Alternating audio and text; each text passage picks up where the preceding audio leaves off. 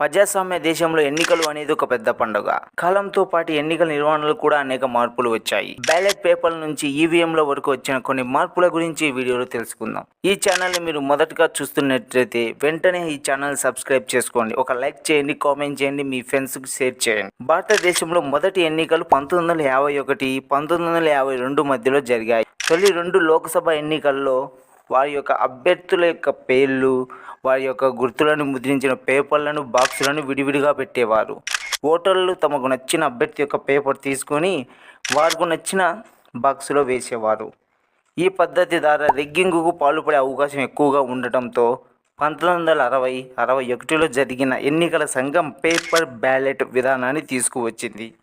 ఇది 1999 లోక్సభ ఎన్నికల వరకు కొనసాగింది. ఈ విధానంలో కూడా ఎన్నో లోపాలు ఉండటంతో, అదేవిధంగా ఓట్లు లెక్కించడంలో చాలా టైం పట్టడంతో ఇటువంటి సమస్యను అధిగమించడానికి అప్పటి ఎలక్షన్ కమిషనర్ ఎస్ఎల్ సెకాదర్ ఎన్నికలకు ఒక పరికరం తయారు చేయాలని భారత ప్రభుత్వాన్ని కోరాడు. భారత ప్రభుత్వాన్ని కోరిన 2 సంవత్సరాల తర్వాత ఈవీఎం అను మిషన్ను తయారు చేసింది.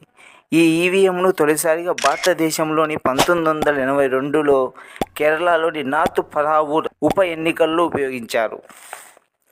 1989లో Bharat electronic limited, electronics corporation of India limited and design centre factory సభ్యులు సంయుక్తంగా ఈవీఎంలను డిజైన్ చేశారు. ఆ తర్వాత 1999 గోవా అసెంబ్లీ ఎన్నికలు, అదేవిధంగా 2003లోని అన్ని రాష్ట్రాల ఉప ఎన్నికల్లో ఈవీఎంలను ఉపయోగించారు. ఇంకా 2004 లోక్సభ ఎన్నికల్లో దేశవ్యాప్తంగా ఈవీఎం మిషన్లను ఉపయోగించారు. అయితే ఈ ఈవీఎం మిషన్లకు కూడా మోసం జరుగుతుంది అనే ఒక ఆరోపణ రావడమే వచ్చింది.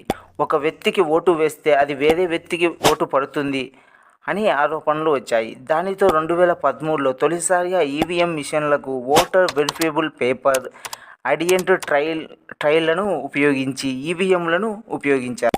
దీని ద్వారా ఈవీఎం మిషన్లో ఒకసారి మీరు ఓటు వేస్తే పక్కన ఉన్న బాక్సులో ఓటు ఎవరికి వేశాము అనేది సులభంగా తెలుసుకోవచ్చు.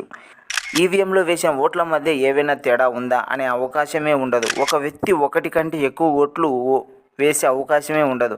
ఒకసారి ఓటు వేసిన తర్వాత ఈవీఎం మిషన్ ఆ ఓటును తీసుకొని ఆటోమేటిక్గా లాక్ అవుతుంది. మరో వ్యక్తి ఓటు వేయడానికి వచ్చినప్పుడు అక్కడ ఉన్న వ్యక్తి ఆ లాక్ను ఓపెన్ చేస్తాడు. ఒక ఈవీఎంలో 1500 ఓట్లు మాత్రమే వేయగలం. అలాగే ఒక్కొక్క ఈవీఎం మిషన్ 14 మంది అభ్యర్థులను మాత్రమే సపోర్ట్ చేస్తుంది. ఇది ఈవీఎంల చరిత్ర. మీరు ఈ విషయం కొత్తగా తెలుసుకున్నట్టయితే వెంటనే ఈ ఛానల్ని సబ్స్క్రైబ్ చేసుకోవడం మాత్రం అస్సలు మర్చిపోకండి. గంట సింబల్ కొట్టడం కూడా మర్చిపోకండి.